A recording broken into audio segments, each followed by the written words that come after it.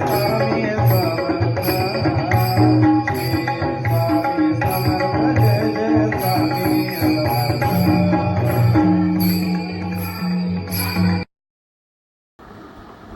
प्रश्न विचारला म्हणजे आज प्रश्न असेलच असं नाही. काल आपला सहज एक प्रश्न विचारला होता, त्यामुळे आज आपल्याला फक्त आणि फक्त जप लिहायचं आहे.